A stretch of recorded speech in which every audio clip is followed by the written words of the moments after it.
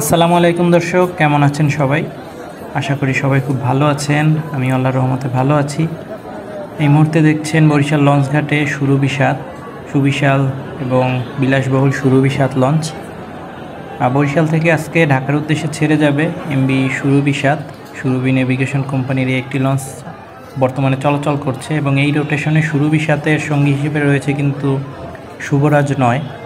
তো দেখছেন দুইটি লঞ্চই কিন্তু এই মুহূর্তে ঘাটে রয়েছে এবং আস্তে আস্তে যাত্রীর আনাগোনা হচ্ছে। দুটি লঞ্চেই কিন্তু এখন পর্যাপ্ত যাত্রী আছে। তো সুরভি ৭ লঞ্চে আমরা একটু শুরুতে প্রবেশ করি। নিচতলায় দেখছেন সুরভি ৭-এর নিচতলার ফ্রন্ট এবং ওপাশে দোতলার কেবিন যাত্রীদের ওঠার সিঁড়ি এবং প্রবেশ করলাম নিচতলার ডেকে। তো সুরভি ৭-এর নিচতলার ডেকে কিন্তু মাশাআল্লাহ অনেক যাত্রী। দুইটা লঞ্চ যেহেতু রোটেশনে চলাচল করে, তো দুইটা লঞ্চই কিন্তু ভরপুর যাত্রী পায় এই মুহূর্তে। আর বরিশালের লঞ্চে এখন ভালোই যাত্রী হচ্ছে। শীত পড়া শুরু করছে পর থেকে কিন্তু যাত্রীর পরিমাণ কিন্তু বাড়ছে বলে কমতেছে না। আর রাতের জার্নিতে আসলে মানুষ বাসের থেকে কিন্তু লঞ্চটাকেই পছন্দ করে থাকে। তো দেখছেন সুরভি ৭ লঞ্চের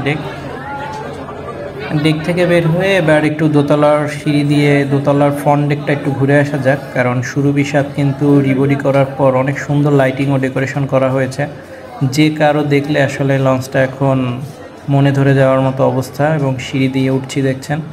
সামনের ফ্রন্টটা কিন্তু সুরভি সবসময় আমাদের নতুনত্বের স্বাদ দিয়েছে। এখন সেই সুরভি ৯ লঞ্চ যখন প্রথম লঞ্চ করা হয় তখনও কিন্তু আমরা দেখেছিলাম সুরভি ৯-এর সেই ইউনিক ডিজাইন এবং অসম্ভব সুন্দর লাইটিং ডেকোরেশন।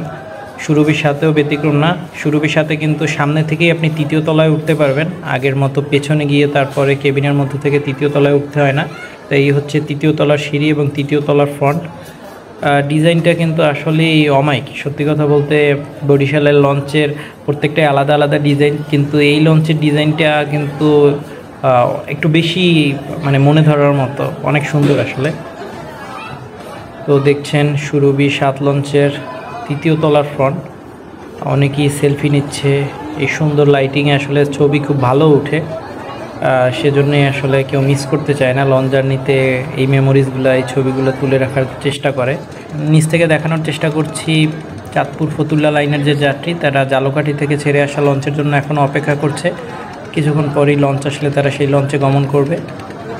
তো দেখলেন এমবি সুরভি ৭ লঞ্চের কীরকম যাত্রী এবং ওভারঅল কন্ডিশন যতটুকু দেখানোর চেষ্টা করেছি। আশা করি ভালো লেগেছে আপনাদের। আপাতত বিদায় নিচ্ছি। পরবর্তীতে নতুন ভিডিওতে আবারও আপনাদের সাথে দেখা হবে, কথা হবে। সে পর্যন্ত সবাই ভালো থাকুন, সুস্থ থাকুন। আল্লাহ হাফেজ।